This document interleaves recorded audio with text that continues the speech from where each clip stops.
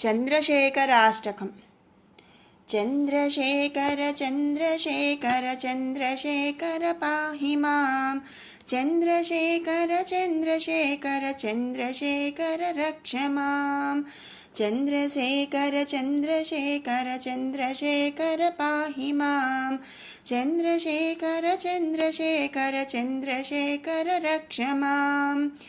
रत्नसानुसरासनं रजताद्रिशृङ्गनिकेतनं सिञ्जिनीकृतपन्नगेश्वरमच्युतानलसायकं क्षिप्रदग्धपुरत्रयं त्रिदशालयैरभिवन्दितं चन्द्रशेखरमाश्रये मम किं करिष्यति वै यमः।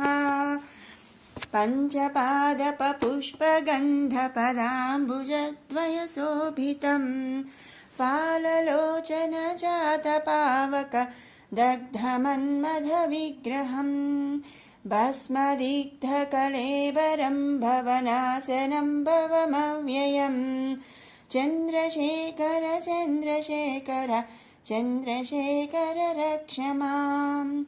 मत्तवारणमुख्यचर्मकृतोत्तरीयमनोहरं पङ्कजासनपद्मलोचन पूजिताङ्घ्रिसरोरुहं देवसिन्धुतरङ्गश्रीकर सिक्तशुभ्रजटाधरं चन्द्रशेखर चन्द्रशेखर चन्द्रशेखर पाहि मां। यक्षराजसखम्बगाक्षहरं भुजङ्गविभूषणं शैलराजसुतापरिष्कृतचारुवामकळेबरं क्षेलनीलगलं परस्वधारिणं मृगधारिणं चन्द्रशेखर चन्द्रशेखर चन्द्रशेखर पाहि मां। कुण्डलीकृतकुण्डलीश्वर कुण्डलं वृषवाहनं नारदादिमुनीश्वरस्तुतवैभवं भुवनेश्वरम् अन्धकान्तकमाश्रितामरपादपं समनान्तकं चन्द्रशेखर चन्द्रशेखर चन्द्रशेखर रक्ष मां।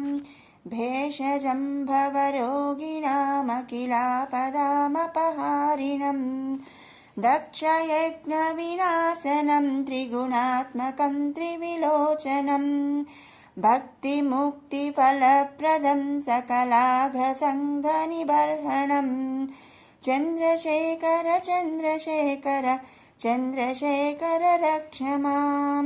भक्तवत्सलमर्चितं निधिमक्षयं हरिदम्बरं सर्वभूतपतिं परात्परमप्रमेयमनुत्तमं सोमवारिणभूहुतासन सोमपाद्यखिलाकृतिं चन्द्रशेखर चन्द्रशेखर चन्द्रशेखर पाहि मां। विश्वसृष्टिविधायकं पुनरेव पालनतत्परं संहरं तमपि प्रपञ्चमशेषलोकनिवासिनं क्रीडयन्तमहर्निशं गणनाथयूथसमन्वितं चन्द्रशेखर चन्द्रशेखर चन्द्रशेखर रक्ष मां। मृत्युभीतमृकण्डुसूनुकृतस्तवं शिवसन्निधौ यत्र कुत्र च यः पठेन्न हि तस्य मृत्युभयं भवेत् पूर्णमायुररोगतामखिलार्थसम्पदमाधरं चन्द्रशेखर एव तस्य ददाति मुक्तिमयत्नतः चन्द्रशेखर चन्द्रशेखर चन्द्रशेखर पाहि मां। चन्द्रशेखर चन्द्रशेखर चन्द्रशेखर रक्ष मां। चन्द्रशेखराष्टकम्। चन्द्रशेखर चन्द्रशेखर चन्द्रशेखर पाहि मां। चन्द्रशेखर चन्द्रशेखर चन्द्रशेखर रक्ष मां। चन्द्रशेखर चन्द्रशेखर चन्द्रशेखर पाहि मां चन्द्रशेखर चन्द्रशेखर चन्द्रशेखर रक्ष मां रत्नसानुसरासनं रजताद्रिशृङ्गनिकेतनं सिञ्जिनीकृतपन्नगेश्वरमच्युतानलसायकम् क्षिप्रदग्धपुरत्रयं त्रिदशालयैरभिवन्दितं चन्द्रशेखरमाश्रये मम किं करिष्यति वै यमः पञ्चपादपपुष्पगन्धपदाम्बुजद्वयशोभितं फाललोचनजातपावक दग्धमन्मथविग्रहं भस्मदिग्धकळेबरं भवनाशनं भवमव्ययं चन्द्रशेखर चन्द्रशेखर चन्द्रशेखर रक्ष मां मत्तवारणमुख्यचर्मकृतोत्तरीयमनोहरं पङ्कजासनपद्मलोचन पूजिताङ्घ्रिसरोरुहं देवसिन्धुतरङ्गश्रीकर सिक्तशुभ्रजटाधरं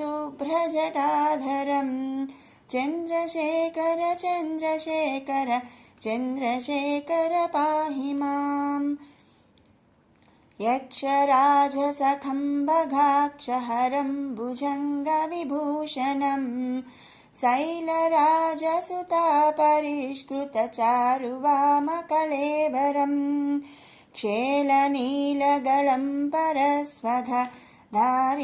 मृगधारिणं चन्द्रशेखर चन्द्रशेखर चन्द्रशेखर पाहि मां कुण्डलीकृतकुण्डलीश्वर कुण्डलं वृषवाहनं नारदादिमुनीश्वरस्तुतवैभवं भुवनेश्वरम् अन्धकान्तकमाश्रितामरपादपं समनान्तकं चन्द्रशेखर चन्द्रशेखर चन्द्रशेखर रक्ष मां भेषजं भवरोगिणामखिलापदामपहारिणं दक्षयज्ञविनाशनं त्रिगुणात्मकं त्रिविलोचनं भक्तिमुक्तिफलप्रदं सकलाघसङ्घनिबर्हणं चन्द्रशेखर चन्द्रशेखर चन्द्रशेखर रक्ष मां भक्तवत्सलमर्चितं निधिमक्षयं हरिदम्बरं सर्वभूतपतिं परात्परमप्रमेयमनुत्तमम् सोमवारिणभूहुतासन सोमपाद्यखिलाकृतिं चन्द्रशेखर चन्द्रशेखर चन्द्रशेखर पाहि मां विश्वसृष्टिविधायकं पुनरेव पालनतत्परं संहरं तमपि प्रपञ्चमशेषलोकनिवासिनं क्रीडयन्तमहर्निशं गणनाथयूथसमन्वितं चन्द्रशेखर चन्द्रशेखर चन्द्रशेखर रक्ष मां मृत्युभीतमृकण्डुसूनुकृतस्तवं शिवसन्निधौ यत्र कुत्र च यः पठेन्न हि तस्य मृत्युभयं भवेत् पूर्णमायुररोगतामखिलार्थसम्पदमाधरं चन्द्रशेखर एव तस्य ददाति मुक्तिमयत्नतः चन्द्रशेखर चन्द्रशेखर चन्द्रशेखर पाहि मां चन्द्रशेखर चन्द्रशेखर चन्द्रशेखर रक्ष मां लिङ्गाष्टकम् ब्रह्ममुरारिसुरार्चितलिङ्गं निर्मलभासितशोभितलिङ्गं जन्मजदुःखविनाशकलिङ्गं तत्प्रणमामि सदा शिवलिङ्गम् देवमुनिप्रवराचितलिङ्गं कामदहनकरुणाकरलिङ्गं रावणदर्पविनाशनलिङ्गं तत्प्रणमामि सदा शिवलिङ्गम् सर्वसुगन्धसुलेपितलिङ्गं बुद्धिविवर्धनकारणलिङ्गम् सिद्धसुरासुरवन्दितलिङ्गं तत्प्रणमामि सदा शिवलिङ्गम् कनकमहामणिभूषितलिङ्गं फणिपतिवेष्टितशोभितलिङ्गम् दक्षसुयज्ञविनाशनलिङ्गं तत्प्रणमामि सदा शिवलिङ्गम् कुङ्कुमचन्दनलेपितलिङ्गं पङ्कजहारसुशोभितलिङ्गम् सञ्चितपापविनाशनलिङ्गं तत्प्रणमामि सदा शिवलिङ्गम् देवगणार्चितसेवितलिङ्गं भावैर्भक्तिभिरेव च लिङ्गम्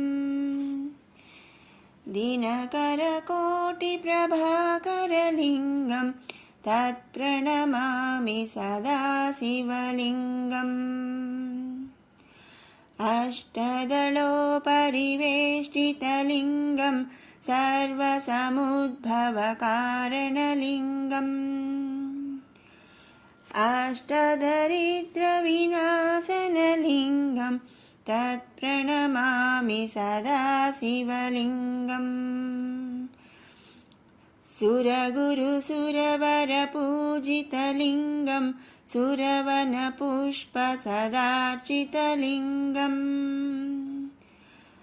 परमपदं परमात्मकलिङ्गं तत्प्रणमामि सदा शिवलिङ्गम् लिङ्गाष्टकमिदं पुण्यं यः पठेत् शिवसन्निधौ शिवलोकमवाप्नोति शिवेन सह मोदते ब्रह्ममुरारिसुरार्चितलिङ्गं निर्मलभासितशोभितलिङ्गम् जन्मजदुःखविनाशकलिङ्गं तत्प्रणमामि सदा शिवलिङ्गम् देवमुनिप्रवराचितलिङ्गं कामदहनकरुणाकरलिङ्गम् रावणदर्पविनाशनलिङ्गं तत्प्रणमामि सदा शिवलिङ्गम्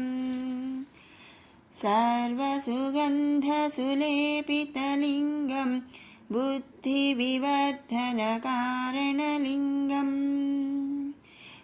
सिद्धसुरासुरवन्दितलिङ्गं तत्प्रणमामि सदा शिवलिङ्गम् कनकमहामणिभूषितलिङ्गं फणिपतिवेष्टितशोभितलिङ्गम् दक्षसुयज्ञविनाशनलिङ्गं तत्प्रणमामि सदा शिवलिङ्गम् कुङ्कुमचन्दनलेपितलिङ्गं पङ्कजहारसुशोभितलिङ्गम् सञ्चितपापविनाशनलिङ्गं तत्प्रणमामि सदा शिवलिङ्गम् देवगणार्चितसेवितलिङ्गं भावैर्भक्तिभिरेव च लिङ्गम् दिनकरकोटिप्रभाकरलिङ्गं तत्प्रणमामि सदा शिवलिङ्गम्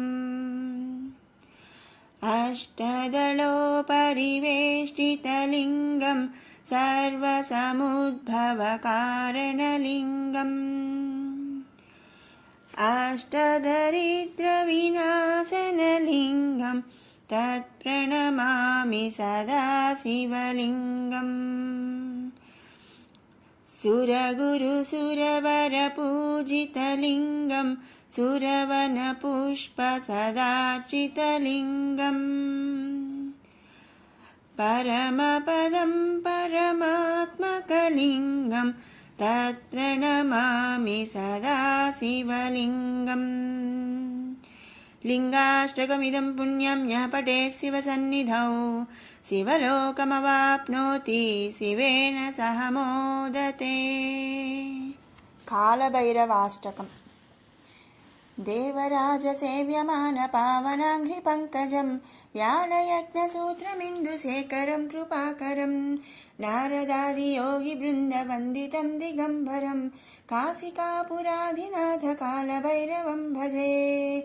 भानुकोटिभास्वरं भवद्दितारकं परं नीलकण्ठमीप्सितार्थदायकं त्रिलोचनं कालकालमम्बुजाक्षमक्षशूलमक्षरं काशिकापुराधिनाथकालभैरवं भजे।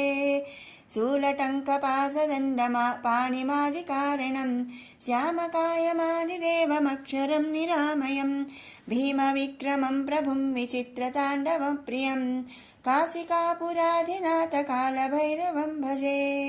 भुक्तिमुक्तिदायकं प्रशस्तचारुविग्रहं भक्तवत्सलं स्थिरं समस्तलोकविग्रहं निक्वणन्मनोज्ञहेमकिङ्किणीलसत्कटिं काशिकापुराधिनाथकैलभैरवं भजे। धर्मसेतुपालकं त्वधर्ममार्गनाशकं कर्मपाशमोचकं सुसर्मदायकं विभुं स्वर्णवर्णकेशपाशशोभिताङ्गमण्डलं काशिकापुराधिनाथकालभैरवं भजे। रत्नपादुकाप्रभाभिरामपादयुग्मकं नित्यमद्वितीयमिष्टदैवतं निरञ्जनं मृत्युदर्पणासनं कराळदं च मोक्षणं काशिकापुराधिनाथकालभैरवं भजे।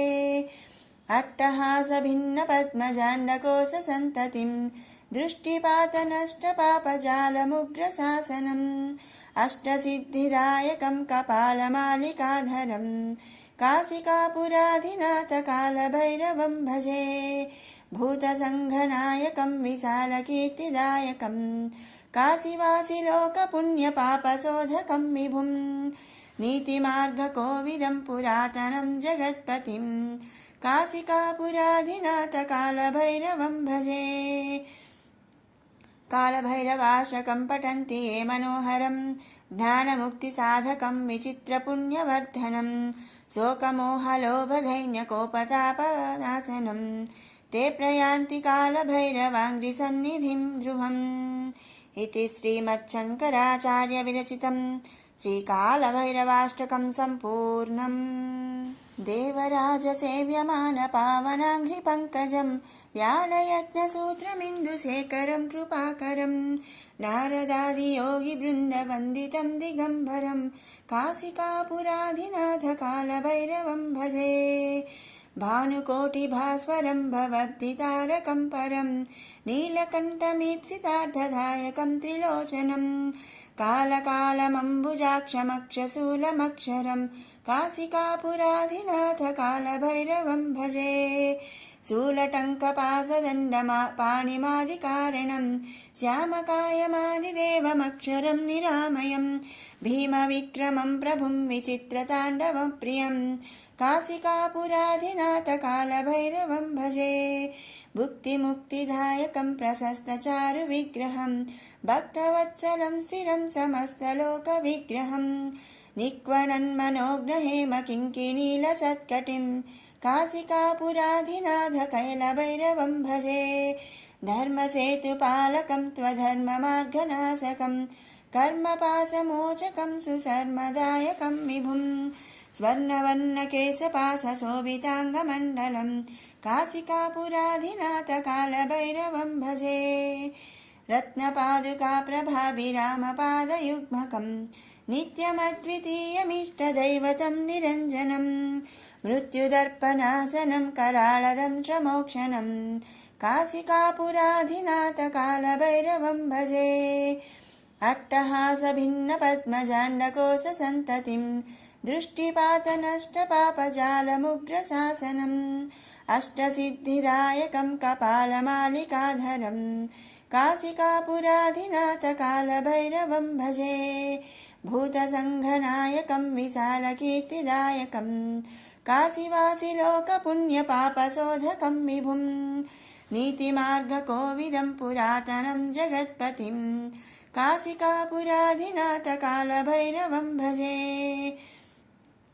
कालभैरवाष्टकं पठन्ति ये मनोहरं ज्ञानमुक्तिसाधकं विचित्रपुण्यवर्धनं शोकमोहलोभदैन्यकोपतापनाशनं ते प्रयान्ति कालभैरवाङ्घ्रिसन्निधिं ध्रुवम् इति श्रीमच्छङ्कराचार्यविरचितं श्रीकालभैरवाष्टकं सम्पूर्णम्।